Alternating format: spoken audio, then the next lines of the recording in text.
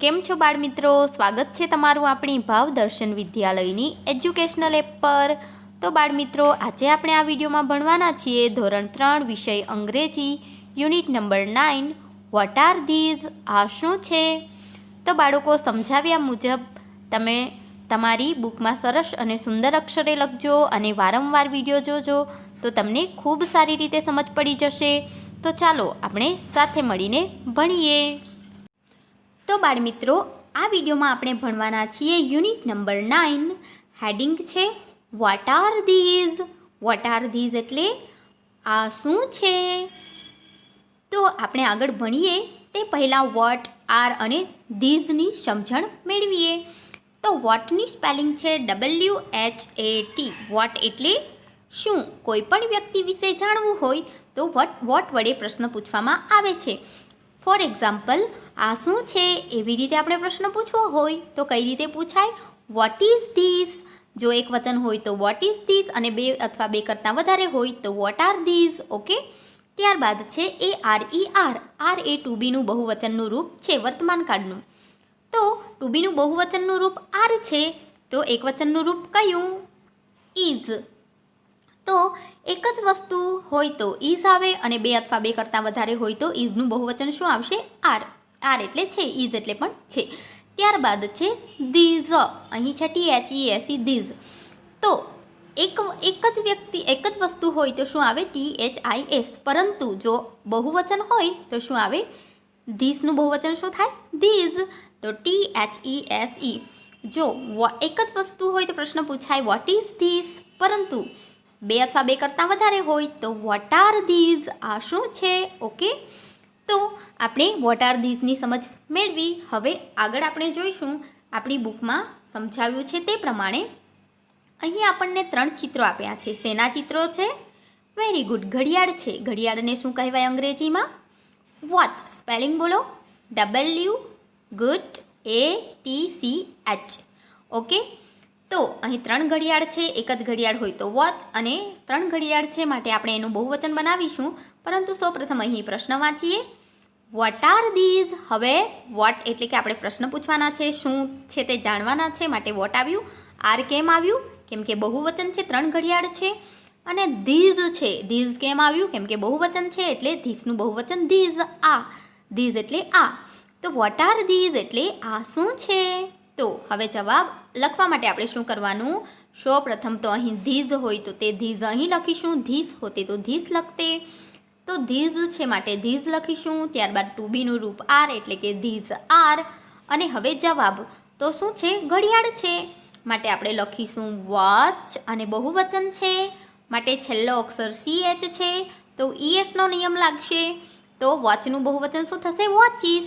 તો these are watches. સમજ પડી ગઈ, વેરી ગુડ। હવે આગળ જોઈશું।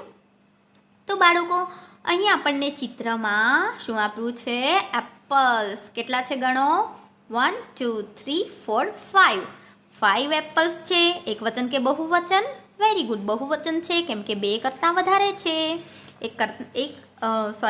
બે અથવા બે કરતાં વધારે હોય તો બહુવચન।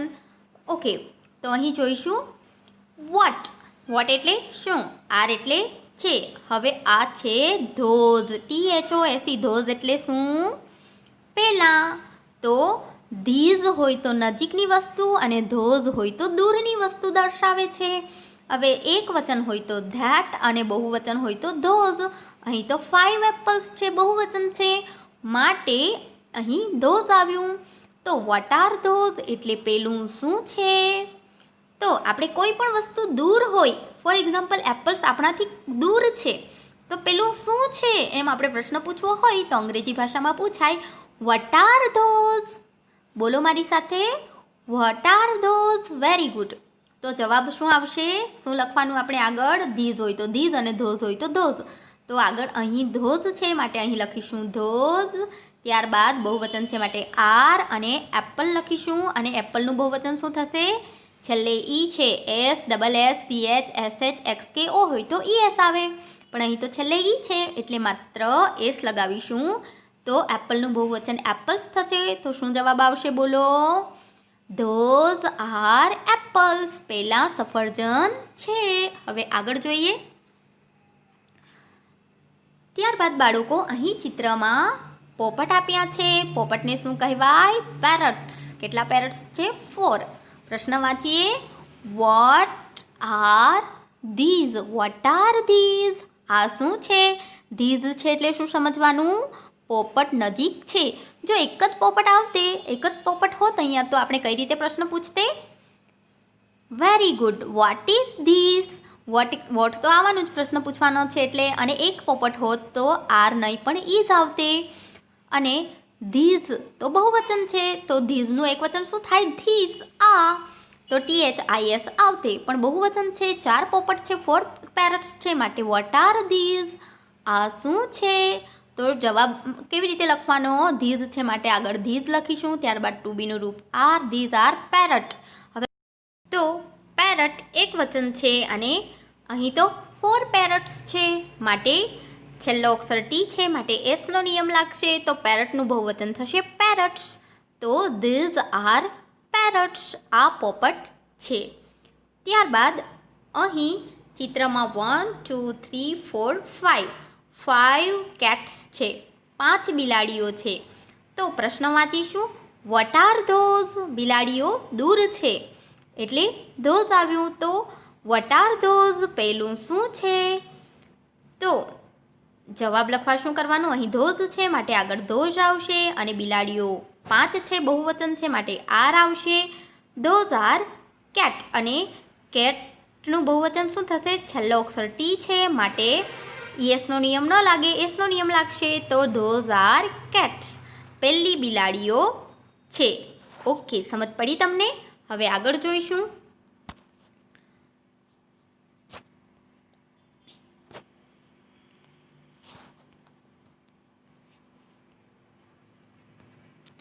ત્યારબાદ બહુવચનમાં વસ્તુ, પક્ષી કે પ્રાણી વિશે જાણવા માટે.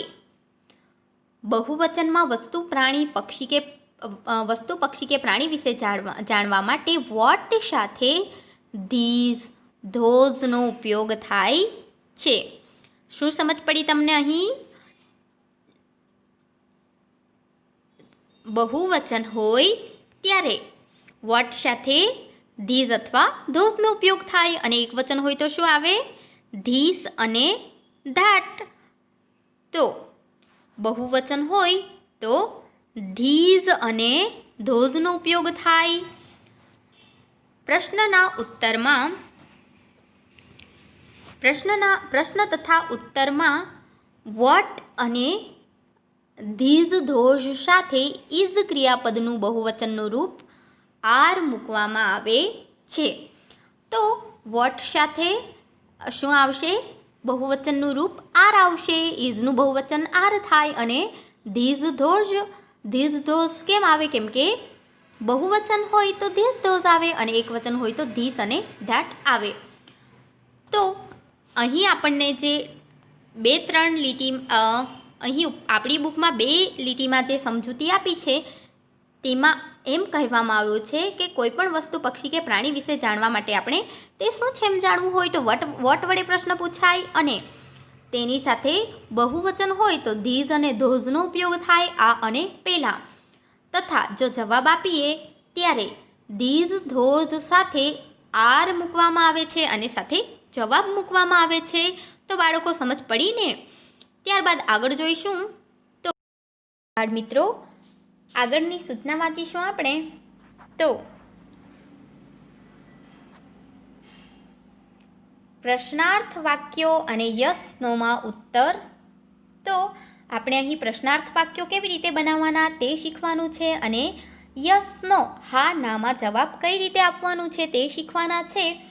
તો બાળકો, અહીં આપણને 2 પતંગ આપી છે, 2 કાઇટ્સ છે. પ્રશ્ન વાંચીશું. Are these kites? તો આપણને પ્રશ્નાર્થ વાક્ય બનાવતા આવડે જ છે. જો એક વચન હોય તો પ્રશ્નાર્થ વાક્યની શરૂઆતમાં શું આવે? ઇઝ આવશે, અને બહુવચન હોય તો શું આવે? આર આવે.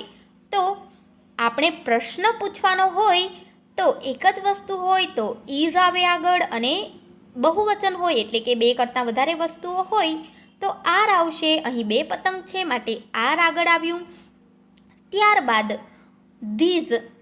ધીઝ હોય તો ધીઝ અને ધેટ હોય તો ધેટ. તો આર ધીઝ કાઇટ્સ? શું આ પતંગો છે? ઓકે, તો ચિત્રમાં તો આપણને પતંગ જ આપ્યા છે. તો આન્સર એટલે કે જવાબ શું આવશે? હા. તો હા માટે લખીશું યસ. અને ધે કેમ આવ્યું? ધે એટલે તે. બહુવચન હોય તો ધે આવે અને એક વચન હોય તો ઈટ આવે. બહુવચન છે માટે ધે આવશે, THEY. ધે એટલે તેઓ. Yes they are. તો આપણે જવાબ લખવું હોય હામાં, હા તે છે એવી રીતે લખવું હોય તો કઈ રીતે જવાબ લખાય? Yes they are. ચાલો 5 ટાઈમ્સ બોલો. હામાં આપણે જવાબ આપવું હોય, કોઈ પણ પ્રશ્ન પૂછવામાં આવ્યો હોય અને હામાં જવાબ આપવું હોય તો કઈ રીતે જવાબ આપીશું? ચાલો 1 yes they are, 2 yes they are, 3 yes they are, 4 yes they are, 5 yes they are. ત્યારબાદ બાળકો અહીં ચિત્રમાં આપણને 2 બોક્સીસ આપ્યા છે. તો પ્રશ્ન પૂછવાનો હોય, બહુવચન છે માટે હવે તમે જ બોલો શું આવશે આગળ? ઈઝ આવશે કે આર? Very good. બહુવચન છે માટે પ્રશ્નાર્થ વાક્યની શરૂઆત આરથી થશે. ત્યારબાદ અહીં ધોઝ છે એટલે કે પેલા, અને બેગ્સ છે. અહીં પ્રશ્નમાં આપણને બેગ્સ એવી રીતે પ્રશ્ન પૂછ્યો છે. R those bags? શું પેલી બેગ છે? બેગ છે ચિત્રમાં? તમે કહો ના, આ તો બોક્સીસ છે. તો હા વાળો જવાબ આવશે કે નો વાળો જવાબ આવશે? યસ ધે આર આવશે? ના, કેમ કે બેગ્સ તો નથી પણ બોક્સીસ છે. તો ના માટે આપણે લખીશું નો. અને ધે કેમ કે બહુવચન છે માટે ધે આવશે, એક વચન હોત તો ઈટ આવતે. બહુવચન છે માટે આર આવશે. No they are not. તો શું જવાબ આવશે? ના તે બેગ નથી. તો ના વાળો જવાબ હોય, હા વાળો જવાબ હોય તો આપણે યસ ધે આર લખીએ. તો ના વાળો જવાબ હોય તો શું લખવાનું? 5 ટાઈમ્સ મારી સાથે બોલો. 1 no they are not, 2 no they are not, 3 no they are not, 4 no they are not, 5 no they are not. આ આપણે ગોખવાનું નથી પણ આપણે યાદ રાખવાનું છે કે શું જવાબ આવશે. યસ એટલે હા, ધે એટલે તે અને આર એટલે છે. હા તે છે, યસ ધે આર. જો હામાં જવાબ આપવું હોય તો, અને ના વાળો જવાબ હોય તો ના એટલે નો, તે એટલે ધે, આર એટલે છે, નોટ એટલે નથી. ના તે નથી. No they are not. યાદ રાખજો તમે. ના તે બેગ નથી. ત્યારબાદ હવે સાચો જવાબ આપવાનો છે. તો તે બોક્સીસ છે, તે ખોખા છે એવું લખવું હોય તો આગળ આવશે ધે, ત્યારબાદ ટુ બીનું રૂપ આર આવશે અને શું છે? બોક્સીસ. તો ધે આર બોક્સીસ. અહીં આપણે લખવું હોત તો ધે આર કાઇટ્સ એવું આપણે પતંગવાળા વાક્યમાં લખી શકતે. તો આમાં બોક્સીસ છે તો ધે આર બોક્સીસ, તે ખોખા છે. તો બાળકો આ રીતે આપણે યસ નોમાં જવાબ આપવાનું છે. તો હવે આપણે જે પણ ભણ્યા, પ્રશ્ન પૂછતા શીખ્યા, ત્યારબાદ આપણે યસ નોમાં જવાબ આપતા શીખ્યા. તો ફન ટાઈમમાં કેટલાક ચિત્રો આપ્યા છે અને ચિત્રોના આધારે આપણે પ્રશ્નોના ઉત્તરો લખવાના છે. તો જોઈશું. તો સૂચના વાંચીશું. ચિત્રો જોઈ કૌંસમાં આપેલા શબ્દોનો ઉપયોગ કરી પ્રશ્નોના ઉત્તર લખો.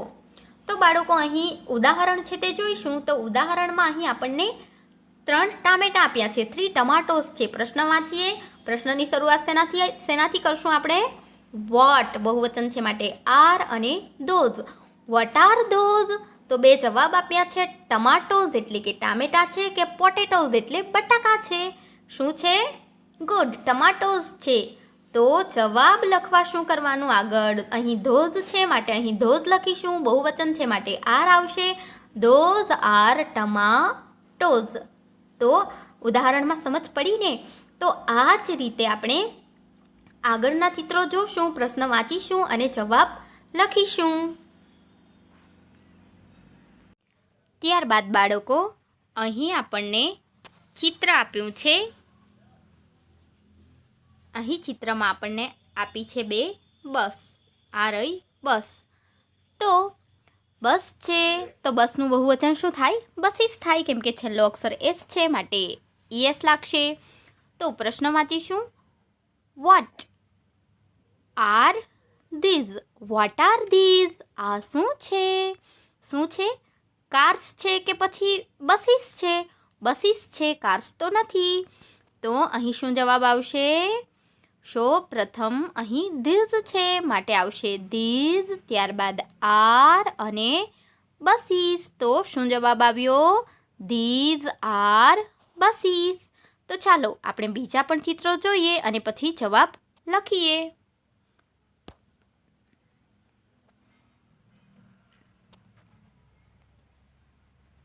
ત્યારબાદ બાળકો અહીં આપણને ચિત્રમાં આપ્યા છે 3 બોક્સ. પ્રશ્ન વાંચીશું. પ્રશ્ન પૂછવાના છે એટલે આગળ શું આવશે? વોટ, અને બહુવચન છે 3 બોક્સ છે માટે આર, અને ધોઝ એટલે કે બોક્સ દૂર છે. તો પહેલાં શું છે? Vote are those? પહેલાં શું છે? 2 જવાબ આપ્યા છે. બેગ્સ છે કે પછી બોક્સીસ છે? શું છે? બેગ્સ છે? ના, બોક્સીસ છે. તો શું જવાબ આવશે? અહીં ધોઝ છે માટે આગળ લખશું ધોઝ, બહુવચન છે માટે ધોઝ આર, અને જવાબ આવશે બોક્સીસ. Those are boxes.